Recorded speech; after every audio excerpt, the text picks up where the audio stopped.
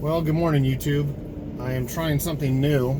I am doing the daily brief from the car. I just pulled off at a pilot. So it's day 3 of driving. It's Monday the 17th. And I'm leaving a pilot. Stayed in West Virginia. The trailer wheels look weird. They don't look aligned. Let's look at that. Stayed in West Virginia last night. Hold on. Sure I'm clearing this okay. Hold on, I gotta make sure I'm clearing this. Where's the pause button? Okay, we're good. One thing I learned from my brother Mark when he was a semi-truck driver, commercial truck driver, they had a logo on the doors on the dashboard, and it says GOAL, G-O-A-L, and it stood for get out and look. So if you're ever in doubt, get out and look. It's better to look to see where you go, where you're going, or where you can't go before you make that mistake. So, day 3, I'm in West Virginia, stayed in West Virginia, stayed in the capital of West Virginia last night, heading to Fort Knox, Kentucky right now. Should be my next stop. I'm driving the Penske truck. This has been a great truck. I'm not wearing any Air Force stuff today because I'm going back to my alma mater, so to speak, which is, oh man, what have they got me doing over here? I gotta do a little loop-de-doo to get on the, and I just passed it. Hey, bye, that's the freeway I wanted right there. When you're driving a big vehicle like this, you can't make last-minute decisions. When I did my Route 66 trip on my motorcycle, I'd be very easy to, to turn around, look, clear traffic, and get to the right side of the street, but you can't. Oh, now this is all bouncy. This is not gonna be, I'm in the rough road right now. I'm going to pause it till I get on the freeway.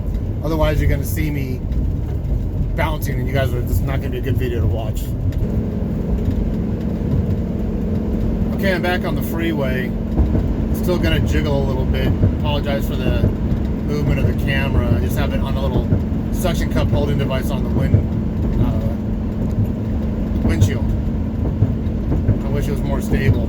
So I'm not wearing any Air Force stuff today. I'm wearing my 9th Infantry Division hat and my 9th Infantry Division shirt. See my little octafoil there, boom. So I'm heading to Fort Knox where I started basic training in 1987. So let me recap. So day 1, I was kind of expecting to get the Penske moving truck packed and then maybe see Monticello, some other sites to get on the road. Ended up that went longer than I thought, so really the very first travel day I didn't even get out of the town. We packed up everything and then I was tired, hit a hotel. The next morning hit Monticello, which you all saw the video of, and then I went to the Woodrow Museum. It says museum library because they do store some of his writings and books there, but it's not on the scale and not on the approach of the presidential libraries I had been to, like the Ronald Reagan, Jimmy Carter, and Richard Nixon libraries. But still very, very informative and very cool to go to. I did 2 videos of their basement, and I wanted to play this video first so you guys have an understanding. And it's of their basement where they are going over World War I, which Woodrow Wilson was president during World War I. So they have a really good portrayal of it. And the first time I did it, I was doing it in this perspective where the camera was on me and I was pointing things out. And it just wasn't working out. I had some things in my hand. I kept dropping stuff. So I did a second one orientated with me behind the camera, and then you as the viewer were seeing what I'm seeing. And that one came out really good. Unfortunately, I deleted that. I deleted that one. So the one you're going to see after I post this one is the one I didn't favor most. I kept dropping stuff, kept blocking the lens with my hand as I switched hands. It just didn't come out very well. But just wanted to preface it with that. Now going back to something I said when I was at Monticello was about the difference between the stars on the U.S. flag and how many states there were during the War of 1812. Well, here's 2 facts. During the War of 1812, when Francis Scott Key wrote what is now the national anthem, he actually wrote that in the year of 1814. Fort McHenry was flying a 15-star and 15-striped flag. That's a fact. The other fact is there were 16 states. there were 16 states during the War of 1812, and I believe state number 16 was Ohio. So when we were whittling down the facts of all this, and the funny thing is, the guides and the historians and the docents, they didn't know that we had a 15 star and 15 stripe flag. They thought we've only had 13 stripes. So they looked that up online. Now here's where it gets really funny.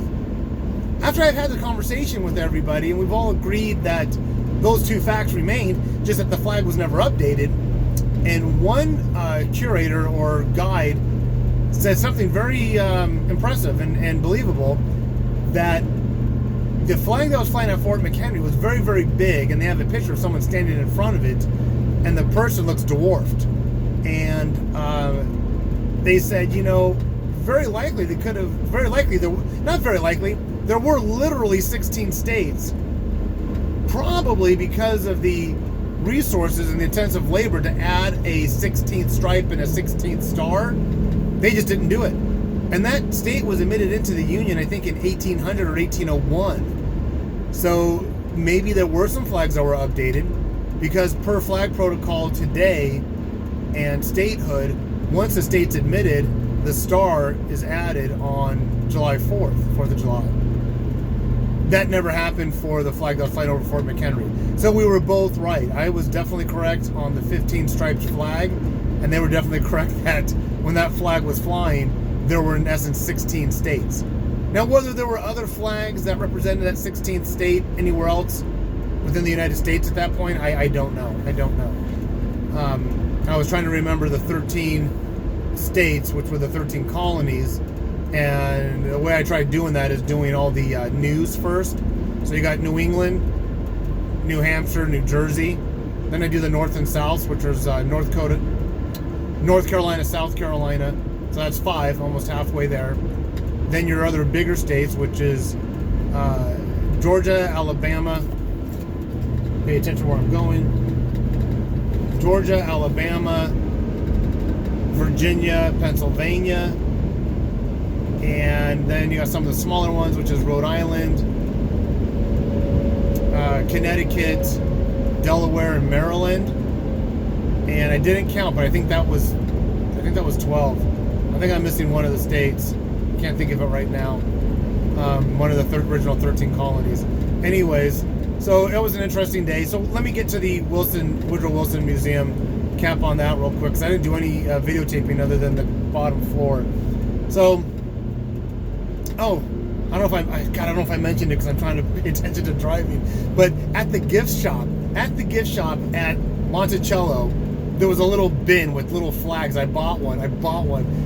The only flag they were selling was a 15 star and 15 striped flag. I kid you not. It's in my bag. I'll show you guys another video. I just got done running circles and trying to convince these people that there was a 15 star and 15 striped flag. So they looked it up and they agreed and they concurred with me. But in their own gift shop, the only flag that they have is a 15 star and 15 striped flag. Why, I don't know. I bought one. I was going to buy another one and try to find the other historian and saying, here's your 15 star and 15 striped flag. But I bought one for myself. Just one of those little ones. I couldn't believe that that's what they were selling at their gift shop. So anyways, if you get a chance to get into the Woodrow Wilson Museum and Library, the town is very proud of the fact, and the house you go in was the house he was born in. He was actually born. I got some pictures of the room he was born in, and the rest of it, there's like 3 structures. One's a museum, one is a gift shop and where you buy your ticket, and then one is the house where he was born and lived in for a while. And apparently, this is what I don't understand. Oh, no, when Woodrow Wilson was president, slavery was over. But when his parents occupied the house, his dad was a minister or pastor, and it was still before the Emancipation Proclamation, before Civil War time. And his dad, as a pastor, lived in the house, a parishioner, something to that effect, and they actually had slaves that worked in that house, 3 of them. When Woodrow Wilson was a baby. Obviously, when Woodrow Wilson is the president, it's World War I, around 1917, 1918. Of course, slavery is no longer around. So, those are 3 structures to go into. They have one of his original cars. It's called a Pace Aero presidential car, so I got to take some pictures of that. Very interesting history. Just, I like going to those type of things, so I recommend it if you're in the area.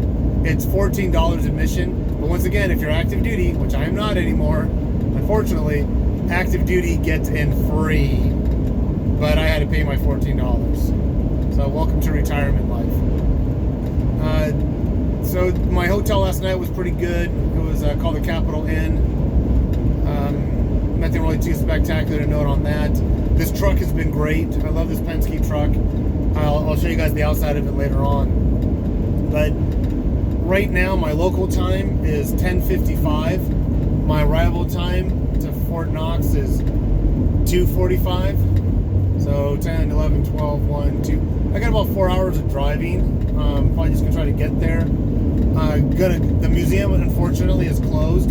They have a patent museum, which I went to when I was in basic training in 1987. They have patents, revolvers are in there.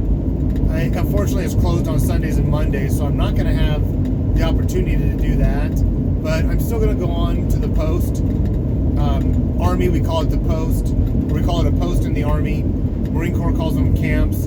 And Navy and Air Force call their installation bases or stations. So when I go on post, I'm going to go to the post exchange or the PX, kind of look around. And tonight I'll be spending the night at a friend's house of Chris and Misty McCollin. And I was in the Army with Chris at Fort Lewis, Washington. And he and I were in Egypt together in the Sinai for Multinational Force and Observers Peacekeeping. I haven't seen him for a number of years. I actually introduced them. I introduced them when we came back from Egypt in 1988. I forgot what year they got married. I want to say they got married in 89 or 90 after I left Fort Lewis and went back to California. So they've been married for quite a long time. I'm looking forward to seeing them tonight. I'll have a down date tomorrow, which is Tuesday, and just hang out with them. So anyways, that's my trip. I'm in the truck. I'm at about 12 and a half minutes, and there's really nothing else to see but me and the interior of the truck. So I'm going to cut it for now for a recap of my prior days, and then looking forward to Fort Knox. I'll do a quick little video blurb at Fort Knox so you guys can see what it looks like. Fort Knox, Kentucky, south of Louisville. All right, take care. Like, subscribe. I hope you guys are enjoying going on this ride with me. No major incidences. Just got to take it slow in the truck. Watch when you're changing lanes and getting off, and definitely get to the truck stops for gas. Some of these other gas stations, there's no way I'm going to be able to get in and out of it. All right, have a great day, everybody. I'll talk to you next time from Fort Knox.